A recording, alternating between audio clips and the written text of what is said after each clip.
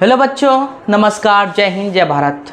आप सभी बीच में एमडी वाज आलम, एक छोटा सा प्लेटफॉर्म एआर क्लासेस में आप लोगों का बहुत बहुत धन्यवाद। आप लोगों के ही मोहब्बत से आज हमारे चैनल जितने भी ग्रो हुए हैं आप लोगों का ही देन है। तो मैं आप सभी को कविता तो पढ़ा ही रहे थे, लेकिन आज हम लेके आए आप सभी के बीच में गद्य खंड का बातचीत पहला चैप्टर, जिन्होंने बालकृष्ण भट्ट, क्या लोगों बातचीत का लेखक कौन है बोलो तो बालकृष्ण भट्ट है ना। आज हम लोग देखेंगे बातचीत को, बातचीत क्या होता है, बातचीत किसे कहते हैं, और उसी को लिखने वाले उसको लिखने वाले बालकृष्ण भट्ट है। पहले सबसे पहले हम बालकृष्ण भट्ट की जीवनी को देखेंगे, उसके बाद अगले क्लास अगले वाले वीडियो में हम लोग क्या उसके फुल वीडियो एक्सप्लेनेशन के जैसे हम लोग लेके आएंगे और अच्छे तरीके से कहानी को समझा देंगे। तो हम बात करने जा रहे हैं बातचीत क्या है। बातचीत एक ललित निबंध है। निबंध मतलब किसी चीज पे लिखा हुआ, एक कहानी टाइप का लिखा हुआ रहता है, उसी को हम लोगों को पढ़ के समझना है। तो बातचीत की जीवन कथा पढ़ते हैं। बातचीत का जन्म कब हुआ था, बालकृष्ण भट्ट का जन्म कब हुआ था,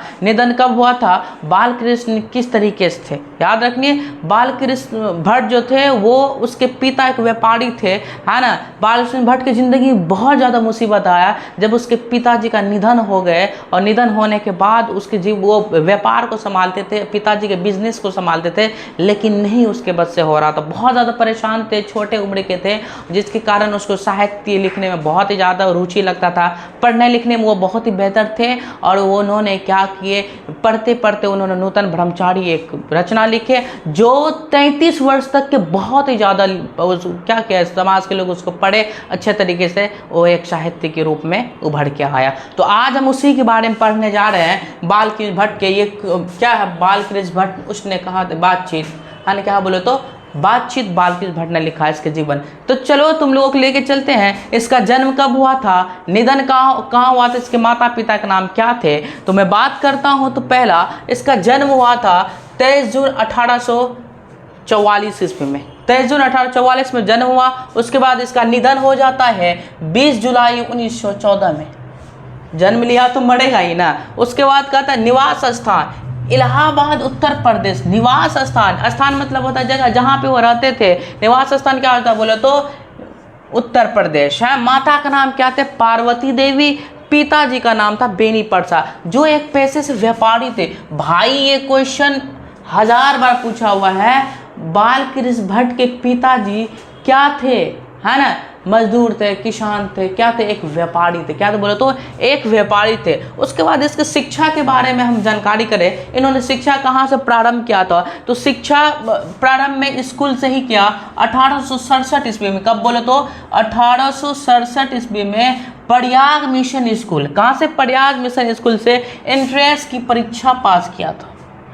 क्वेश्चन पूछता है बालकृष्ण भट्ट ने 1867 ईस्वी में, है ना, एंट्रेंस की परीक्षा किस स्कूल से किया था, तो बोलो तो प्रयाग मिशन स्कूल से किया था। उसके बाद बात करते वृत्ति। वृत्ति का मतलब होता है कार्य। इन्होंने जीवन में क्या क्या कार्य किया था। 1869 ईस्वी से 1875 तक प्रयाग मिशन स्कूल में एक अध्यापक के रूप में रह चुके थे, है ना, पढ़ाते थे। उसके बाद विशेषण परिस्थिति। विशेष परिस्थिति का मतलब होता है कि इसके आर्थिक स्थिति कैसा था, ये अपने जीवन में उसका परिस्थिति क्या होता है। जैसे हम लोग अभी पढ़ाई कर रहे हैं तो हम लोगों का परिस्थिति क्या है, जैसे आप लोग पढ़ाई करते तो आप लोगों का आर्थिक कंडीशन कैसा है, इकोनॉमिक प्रॉब्लम क्या है, क्या क्या हुआ, जैसे आप आगे बढ़िएगा तो आपकी ज़िंदगी में क्या परेशानी आएगा, उसी के बारे में बताया। इसका विशेष परिस्थिति क्या था, देखो बहुत ही दर्दनाक बात है इसका विशेष परिस्थिति। कहता है पिता के निधन होने के बाद व्यापार संभालने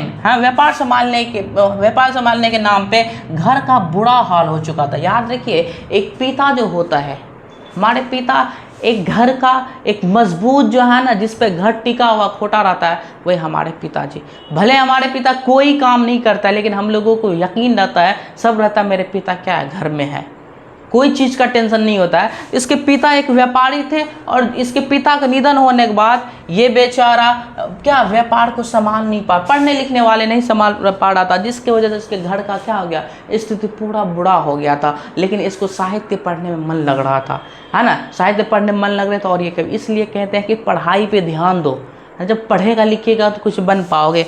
उसके बाद हम बात करते हैं, तो बात किए तो पता चला कि ये क्या था, 1800, हाँ याद रखो, 1877 में हिंदी प्रदीप नामक मानसिक पत्र लिखा था, है ना। कब बोलो तो 1877 में हिंदी प्रदीप, यही से वो हीरो बन गया, है ना। कहता 33 वर्ष तक ये चले थे, 33 वर्ष तक के। देखो पहले क्या होता था, हम लोगों के ज़माने में अभी जैसे मूवी आ जाता है, अनेकों मतलब दिन बहलाने के लिए हम लोग के पास बहुत सारा ऑप्शन है। बहुत सारे लड़के गेम खेल के ज़िंदगी बिता है, बहुत सारा लड़का मूवी देख के, मतलब अनेक मोबाइल चला के रील्स देख के। लेकिन पहले के ज़माने में लोग क्या करते थे, हर एक ज़माने के लोग अपना अपना टाइम बिताने के लिए कुछ ना कुछ कार्यक्रम करते रहता था। पहले के लोग कहानी की किताब को पढ़ा करता था, तो उन्होंने हिंदी प्रदीप जो लिखा तो वो 33 वर्ष तक के धूमधाम से क्या हुआ, मार्केट में बिका। सभी लोग आके क्या क्या पढ़े, तब से वो देखा भाई इसका राइटर कौन है, तो बालकृष्ण भट्ट। तो बालकृष्ण भट्ट को समाज के लोग जानना स्टार्ट किए। उसके बाद आता है रचना। अगर क्वेश्चन कहीं से पूछता है वो है इसका रचना। रचना अगर हम बात करें तो रचना क्या है, नूतन ब्रह्मचारी। क्या बोले तो पहला नूतन ब्रह्मचारी इसका रचना है, 100 अजान एक सुजान इसका क्या है, रचना है। उसके बाद हमारी घड़ी इसका रचना है। अपने जीवन काल में तकरीबन इन्होंने 1000 से अधिक क्या किया बोले तो निबंध के लिखे, लेकिन उसमें फेमस सबसे ज़्यादा अगर संसार में लोग उसको चाहा वो जो 100 थे। कितने निबंध थे पूछेगा, बालकृष्ण भट्ट के प्रचलित निबंध की संख्या कितने थे, 100, जिसको संसार के लोग बहुत ही ज़्यादा क्या किए, प्यार दिए, दुलार दिए और उससे वो जाना किया। तो ये बालकृष्ण भट्ट के जीवन परिचय है। और भारतेंदु युग के है ना, भारतेंदु युग के क्या थे, एक बहुत बड़े महान लेखक थे।